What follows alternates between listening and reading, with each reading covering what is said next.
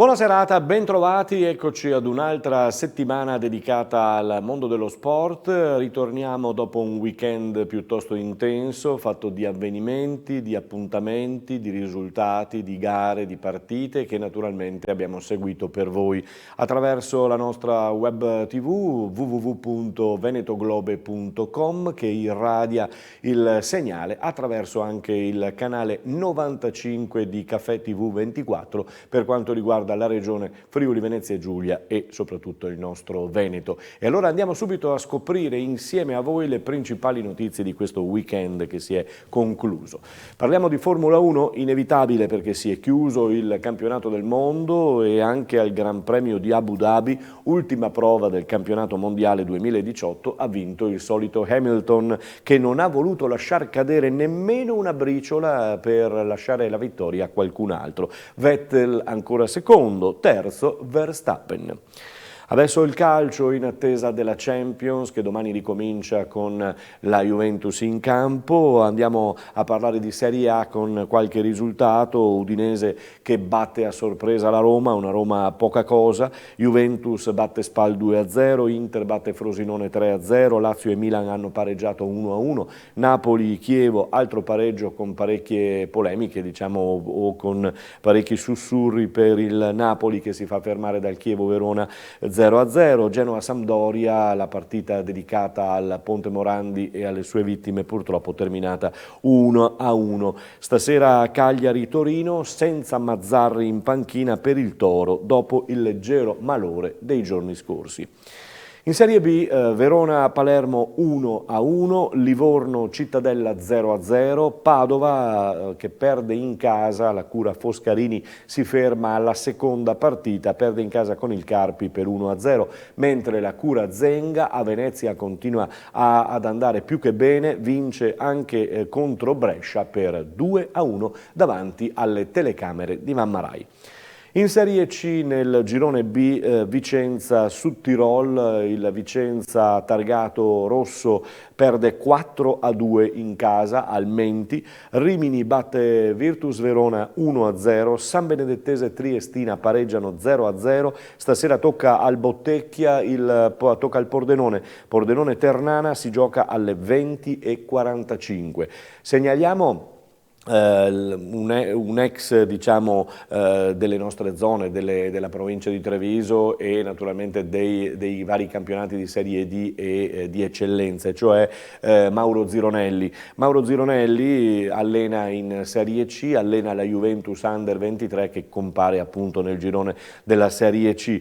È un brutto periodo per lui perché lo ha dichiarato anche lui stesso, è una delle strisce negative più negative, scusate il gioco di parole, della mia carriera. Gli sono stati dati 7 giorni, diciamo così, cioè in pratica la Juventus ha detto che attenderà un risveglio fino a domenica prossima quando giocherà con la Pistoiese. Andiamo in Serie D dove nel girone C segnaliamo la 12ª giornata che ha visto purtroppo cadere il Montebelluna in casa del Belluno. Belluno batte Montebelluna 2-1. Domani andremo nel dettaglio con gli altri risultati che vedono comunque al comando Adriese con 25 punti, Este 23, Campodarsego 22 e Montebelluna in mezzo alla classifica con 17 punti. Adesso parliamo di eccellenza con il girone B che è giunto alla sua 12ª giornata e allora Calvinoale Giorgione con la vittoria del Calvi, Lia Piave che si fa battere in casa dalla Liventina per 1-0, Luparense Union San Giorgio, poi Nervesa batte Vittorio Veneto 2-0 e ci fermiamo proprio qui perché la gara è stata giocata sabato pomeriggio alle 15 al Gipoviani e ha visto il ritorno alla vittoria appunto della formazione di Baldi che adesso è ai nostri microfoni. Mister, qualcuno aveva già parlato di zona play-out, servivano punti, li avete fatti e i gol sono venuti dalla difesa. Sì, era una partita dove due squadre si stanno giocando la salvezza, la strada è ancora molto lunga, sapevamo di partire con l'handicap di una squadra giovane e nuova e quindi dobbiamo trovare ancora degli equilibri, anche se siamo sulla buona strada. Abbiamo disputato buone partite fino adesso, raccogliendo poco. Oggi forse abbiamo giocato meno bene di altre volte, abbiamo raccolto 3 punti fondamentali, però non ci dobbiamo fermare assolutamente. Abbiamo fatto il nostro oggi raggiungendo la vittoria. Brutto primo tempo, no? Loro vi hanno messi un po' sotto. Sotto è stata una partita abbastanza equilibrata, ci hanno un po' sorpreso giocando con le 2 punte e la mezza punta, quello sì, però è stata una partita anche sul filo dei nervi, nel senso, anche se la partita non è stata spigolosa, anzi è stata molto leale in campo, però l'aspetto mentale probabilmente faceva la differenza ed è stata un po' bloccata la partita nel primo tempo. Trovando il gol, chiaramente loro si sono sbilanciati in avanti e noi potevamo concretizzare anche un po' meglio. Prima della partita parlavo con il presidente e diceva abbiamo bisogno di trovare un po' una striscia positiva, ci basterebbe poco. Sì, ci basta poco sicuramente, ma sappiamo che ogni domenica è diversa. Però ho notato dei segnali, anche domenica scorsa abbiamo reagito nel momento in cui siamo andati in svantaggio, quindi stiamo trovando un assetto anche tra difesa e centrocampo. Adesso dobbiamo aiutare i nostri attaccanti a fare più gol. Ci sarà la Coppa, potrà aiutarvi o sarà un fastidio? No? No, noi abbiamo puntato anche sulla Coppa, siamo un gruppo di 23 giocatori, abbiamo dei giovani che devono fare esperienza, quindi sfrutteremo anche la Coppa per cercare di andare avanti assolutamente. Tutto fa morale, siamo arrivati fino alla semifinale, è vero che andiamo ad incontrare squadre blasonate, però siamo arrivati fin lì, quindi noi contiamo di fare buone partite. Questo mister Baldi, tecnico del Nervesa della Battaglia. Sull'eccellenza ritorniamo anche domani e nei prossimi giorni. Per la promozione vi ricordo, domani vedremo i risultati e vi ricordo che Portogruaro, favorita di turno di questo girone, ha vinto 4-1 a Villorba contro il Villorba, continua a rimanere in testa a 30 punti, però insegue uno stupendo Prodeco Montello a 29. Lasciamo il calcio, passiamo al basket con la TVB Basket che in trasferta a Montegranaro va a vincere contro una delle seconde del campionato e una delle pretendenti alla vittoria finale del campionato di Serie A2. TVB ha vinto in rimonta per 85-81. Domani il servizio e l'intervista a Max Menetti. Per quanto riguarda invece il Ponzano Basket di Serie A2 femminile, sabato abbiamo seguito al Palacicogna in diretta streaming la gara contro il fanalino di coda Albino di Bergamo.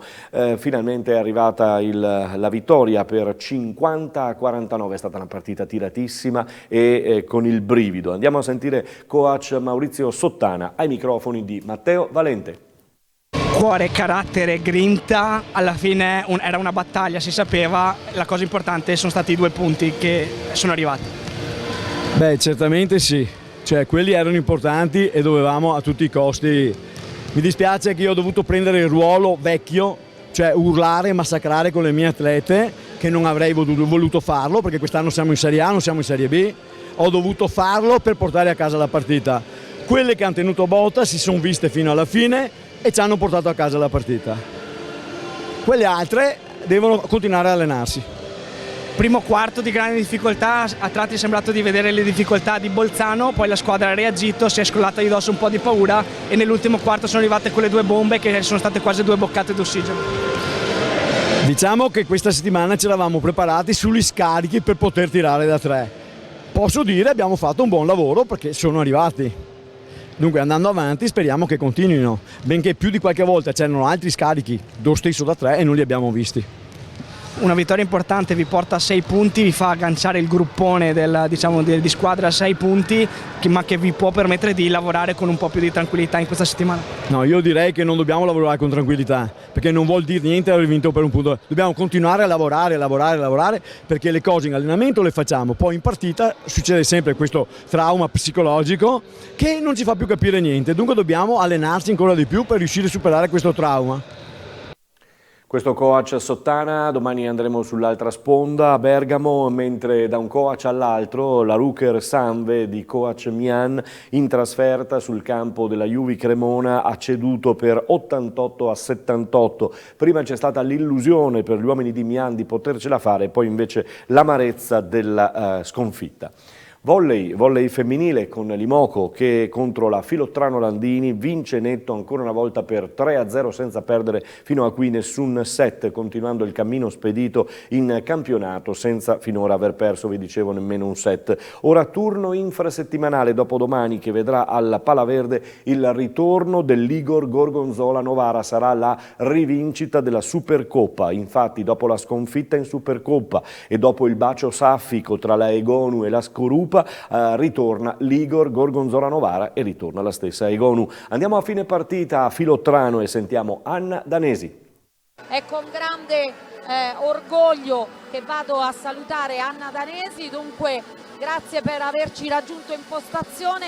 Allora, un match che avete condotto dall'inizio alla fine confermando i vostri valori.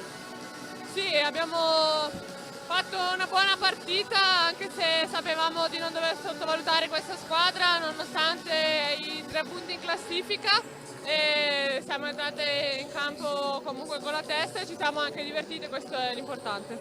Adesso per le avversarie diventa importante anche vincere un set contro di voi. Beh, sappiamo sempre che contro di noi è un po' un capitolo a parte perché tutti cercano di strapparci più punti possibile e dare il meglio. Oggi siamo state brave e niente, quindi brave noi aver portato a casa 3 punti pieni. E allora questa Anna Danesi, sempre molto tranquilla, sempre molto pacata, posata con le sue dichiarazioni, complimenti a lei, grande nazionale diciamo così, con il secondo posto raggiunto appunto con la nazionale di Davide Mazzanti, di cui è una pedina fondamentale ed insostituibile oramai. Vi ricordo, facciamo il punto anche sul volley, sulla Champions per quanto riguarda il volley, perché l'Imoco dopo aver vinto contro Scandicci adesso andrà in trasferta il prossimo 19 dicembre, poi le altre 4 gare sono previste il 23 gennaio sempre in trasferta, il 6 febbraio in casa, il 20 febbraio in trasferta ed il 26 ancora in casa. È un cammino di Champions che naturalmente è abbastanza duro, abbastanza importante. Adesso il rugby, non ci sono buone nuove, non ci sono state buone nuove dal Sudafrica, nonostante questo bacio. Così mi pare che sia Ian McKinley per terra dopo la meta. Benetton aveva cercato di prendere il largo contro i Cheetahs, ma poi ha dovuto subire la rimonta dei sudafricani che hanno vinto per 31-25. Errori individuali, ingenuità ed assenze, soprattutto dei nazionali, mancano ben 15 giocatori, attenzione, che dal canto loro, per ritornare ai nazionali, sono stati subissati ancora una volta dal ciclone All Blacks, sono veramente stati rullati. Ora la seconda gara per quanto riguarda i Leoni della Benetton, prima di far ritorno in Italia e pensare all'inaugurazione della seconda tribuna coperta del Monigo che si terrà l'8 di dicembre. C'è stata un'altra Italia invece in campo ed è quella del rugby femminile. Guardate qui le ragazze dell'Italia che sono rincorse in questo caso dalle sudafricane. E allora volete sapere? Beh, l'Italia del rugby femminile ha vinto per 35-10 contro le pari quote del Sudafrica. Tra l'altro ci sono state ben 5 giocatrici del Villorba convocate, 4 hanno giocato e una è partita dalla panchina. Complimenti naturalmente al Villorba Iniziative Villorba Rugby, che sta facendo un grandissimo campionato di Serie A femminile, dove in testa alla classifica ha rullato veramente tutte, mentre un po' in sofferenza ci sono le Red Panthers Benetton che stanno rincorrendo, scusatemi, e che cercano di rincuorarsi, visto che avevamo usato questo verbo, per quanto riguarda il prossimo di campionato e le prossime gare. Bene, abbiamo concluso il nostro appuntamento con lo spazio del lunedì, noi ritorniamo domani, martedì, altre notizie, altre interviste, altri servizi, sempre con www.venetoglobe.com e canale 95 per Veneto e Friuli Venezia Giulia di Caffè TV 24. Da parte di Mirko Villanova è tutto, buona serata.